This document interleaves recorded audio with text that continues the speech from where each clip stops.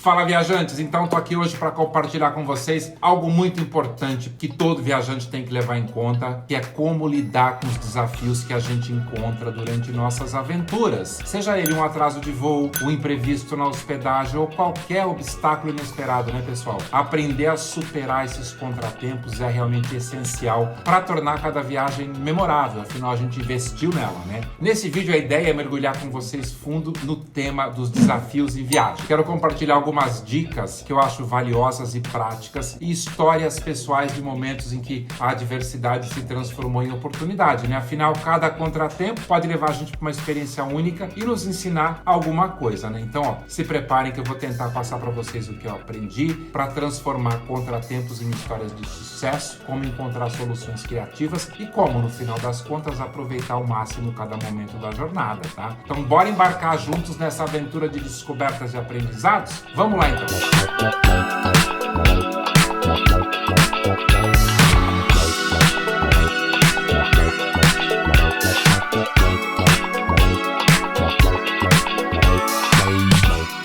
Então deixa eu começar pelos problemas que podemos enfrentar já na saída para viajar, certo? Quais são eles? Atrasos e cancelamentos. Gente, ao lidar com atrasos de voos ou cancelamentos inesperados, a chave é manter a calma e agir com rapidez. A gente tem que estar informado sobre os nossos direitos como passageiro, manter contato com a companhia aérea para reagendar ou buscar alternativas, né? E é útil sempre ter um plano de contingência, tipo manter uma mala de mão com itens essenciais e conhecer, claro, as políticas de reembolso e cancelamento da companhia aérea que você comprou. No Brasil, a gente tem regulamentações específicas para proteger os direitos dos passageiros em casos de atrasos e cancelamentos de voos. Alimentação adequada conforme o tempo de espera e acomodação ou hospedagem, caso seja necessário pernoitar por um atraso maior, né, por conta de um atraso maior. E esses direitos variam de acordo com o tempo do atraso e a distância do voo. E a comunicação com a companhia aérea é essencial. Ao enfrentar um atraso ou cancelamento, a gente tem que procurar imediatamente um representante da companhia aérea para obter informações sobre o motivo, a duração estimada do atraso, quais as alternativas que eles nos oferecem e, registre todas as interações. Número de protocolo, e-mail, conversa, grave vídeo, tem um registro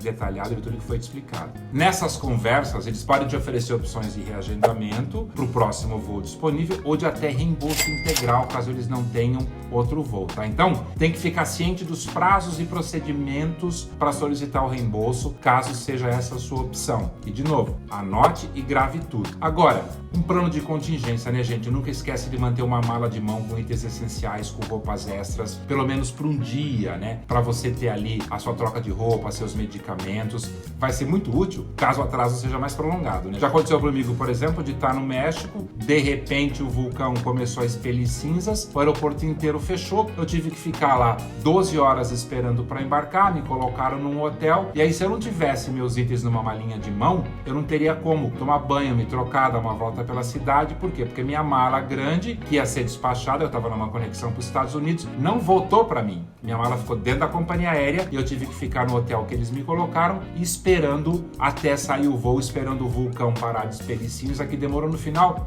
2 dias, não foi um só. Então, graças a essa contingência que eu mantive, eu não passei um perrengue maior, né? Então, é disso que eu tô falando. Agora, gente, outra coisa que a gente tem que lembrar sempre é como faz para superar a barreira linguística, né? Porque a gente chega em alguns lugares e a gente não sabe falar o idioma, mas pelo menos algumas frases básicas a gente tem que conseguir falar, né? Se você não falar inglês, não falar espanhol, ou se a língua for mais difícil ainda, então a gente tem que, primeiro, se não fala idioma, tem que contratar um serviço de guia ou intérprete para a viagem ser melhor, mais proveitosa. Não dá para fazer uma viagem sozinho se você não vai entender a língua do lugar, né? E acho que, além disso, a gente tem que aprender coisas básicas do idioma local, não importa se ele é inglês ou mandarim, sabe? Para estabelecer aquela comunicação mínima, sabe? Frases simples como por favor, obrigado, com licença, onde fica o banheiro. Isso vai facilitar muito a sua interação cotidiana e, de novo, não importa qual seja o idioma, funciona sempre, tá? E claro, a tecnologia traz pra gente aplicativos de tradução, que são recursos poderosos que podem ajudar a gente na hora dessa comunicação um pouco mais detalhada, né? Então, ó, tem o Google Translate, tem o iTranslate e outras ferramentas tantas aí que oferecem traduções em tempo real que a gente pode usar mesmo offline, viu? Em alguns casos que você não tem internet, né? E claro, ó, eu sempre levo o dicionário de viagem. Carregar um dicionário de viagem no idioma local é bastante útil para situações em que, por exemplo, não tem internet ou a internet é limitada e você ter ali seu recurso físico para uma referência rápida pode salvar aí no momento de necessidade, né? E como eu tinha comentado, serviços de guias e intérpretes, né? Em algumas situações mais complexas, principalmente viagens para locais distantes, com culturas muito diferentes das nossas, como a Ásia, por exemplo. Lugares onde você já sabe que os locais não dominam o português e muitas vezes nem o inglês. Então, contratar um serviço de guia local ou intérprete é sempre uma solução que eu recomendo, porque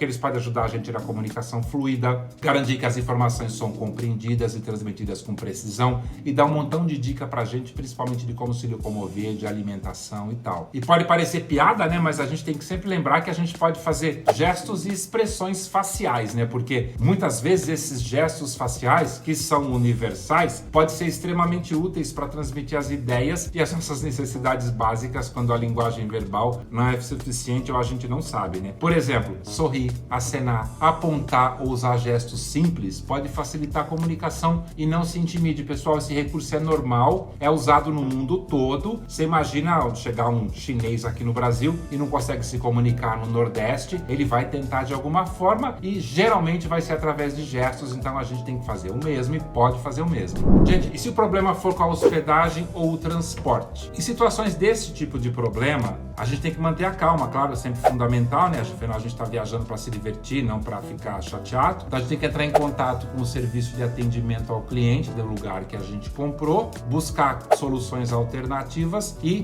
documentar a situação de novo através de fotos, e-mails, gravar. Tem que ter um plano B, principalmente para acomodação e o transporte, que vai ser sempre útil no caso dos imprevistos, né? E aí, quando você falando com o serviço de atendimento ao cliente, você disse que você encontrou problemas com a hospedagem, que a acomodação está inadequada, ou que o transporte não chegou, ou que foi cancelado, e aí esse pessoal vai ter que te dar uma solução. Muitas vezes eles vão te oferecer uma solução rápida ou uma compensação financeira pelo problema que eles causaram, tá? E as informações para você falar com essa gente vai estar sempre no voucher. Então, se você comprou numa agência, ali tem o serviço do saque deles, o atendimento ao cliente, então é só buscar e telefonar. Enquanto você estiver em contato com o serviço de atendimento ao cliente, ao mesmo tempo começa a buscar alternativas, né? Você pergunta sobre opções de acomodação alternativa, que você viu tal coisa ali perto, sobre o meio de transporte, se você pode pegar, por exemplo, um carro por aplicativo, eles te reembolsam. A gente tem que estar aberto para diferentes soluções para resolver o problema da melhor maneira possível, ser rápido, ser ágil, né? E tratar todo mundo bem, porque aquela pessoa que está ali te escutando, necessariamente não foi ela que causou o teu problema, certo? E eu sempre falo isso, né? Documente a situação sempre que possível. Todo mundo agora tira foto, grava, né? A pessoa grava o quarto do hotel que não gostou, grava no guichê da companhia aérea, grava a mala danificada, depois separa os e-mails. Tudo isso é muito importante porque todos esses registros vão ser sempre úteis para depois, quando você voltar, você negociar reembolsos e compensações, certo? Agora, outra dica, pessoal, em relação à segurança. Eu acho que estar informado sobre as condições locais, evitar áreas de risco e manter contato com amigos ou familiares sobre sua localização são as medidas mais simples e mais importantes que a gente tem que fazer numa viagem, né? Claro, ter um kit de primeiros socorros básicos, saber os números de emergências locais, são outras precauções que eu acho essenciais quando você for para um destino, principalmente quando você não conheceu o lugar, né? E, antes de viajar, pesquise sobre as condições de segurança no seu destino. Conheça as áreas que podem ser consideradas de risco e evite sempre que possível. A gente tem que buscar informações sempre em sites governamentais ou fontes confiáveis, tá? E, claro, compartilhar as informações, manter os amigos ou os familiares informados sobre onde você está todo dia, qual é o seu itinerário, compartilhar seus planos de viagem, atualizar regularmente essas pessoas de confiança sobre todas as suas atividades, sobre todas as suas paradas. Sabe uma coisa que as pessoas sofrem muitas vezes viajando? Com documentação e objetos de valor. A gente tem que deixar essas coisas, a gente sempre seguros, tá? É importante guardar em locais seguros, deixar no cofre do hotel ou nas bolsas internas, assim, sabe, dentro da cintura. Levar, não andar com objeto de valor em local público, isso inclui o seu celular, não ficar fazendo gravação em lugar que você se sente inseguro. É super importante essa consciência situacional, né? A gente tá sempre atento ao entorno, sabe? Tá ciente ali do que tá acontecendo nas redondezas e evitar situações que possam parecer desconfortáveis ou suspeitas, né? Confiar, sim, sabe, nos seus instintos e se sentir que algo não tá certo, sai fora desse lugar, não ande em lugar escuro à noite em cidade insegura. Eu acho que sim, a gente tem sempre que estar vigiando, né? Vigiando para que a gente não tá em casa e essa viagem tem que transcorrer da melhor forma possível e não dar nenhum problema pra gente curtir o máximo que puder a viagem, né? Sabe uma coisa que eu faço? Sempre faço cópia dos documentos importantes, tipo passaporte ou identidade, e mantenho sempre separado dos originais. Só saio pra rua com as cópias, tá? Guardo o original no cofre, vou pra rua com essas cópias, e isso vai ser muito útil caso a gente tenha alguma perda ou roubo. Outra coisa que eu faço é fotografar sempre os cartões de crédito. Eu tenho no celular ali, se eu perder o celular, tem na nuvem. A gente consegue acessar por qualquer computador público, né? E para poder fazer cancelamento caso tenha sido roubado. Essa é outra dica. E é importante a gente sempre respeitar as culturas locais e tradições dos caras, né? Conhecer e seguir as normas culturais do destino pode ajudar a evitar situações desconfortáveis ou conflitos. Por exemplo, não dá pra gente usar sunga, homens, ou biquíni, mulher, numa praia de um país árabe muçulmano. Então a gente tem que entender que ali tem limitações, que a gente foi fazer uma imersão naquela cultura e tem que respeitar a cultura dos caras. Agora, pessoal, minha experiência de viajante, manter a calma e a educação, mesmo em situações estressantes, é muito importante no momento que você for lidar com atendimento ao cliente, tanto de uma companhia aérea quanto de um hotel, de uma locadora, gente que vai facilitar a solução do seu problema. A gente tem que explicar a situação sempre com clareza, mas de forma respeitosa, para que a equipe que está te atendendo possa te ajudar da melhor maneira possível. Mostrar, né, que o problema pode ter te afetado significativamente. Você pode ter perdido dias de férias, pode ter tido gastos extras ou inconveniências graves. Então, a gente tem sempre que conversar com a educação, mas sempre buscando as compensações adequadas. E algumas empresas vão oferecer reembolso, vão oferecer crédito para as viagens futuras. Aí você analisa se aquilo faz sentido para você, óbvio, né?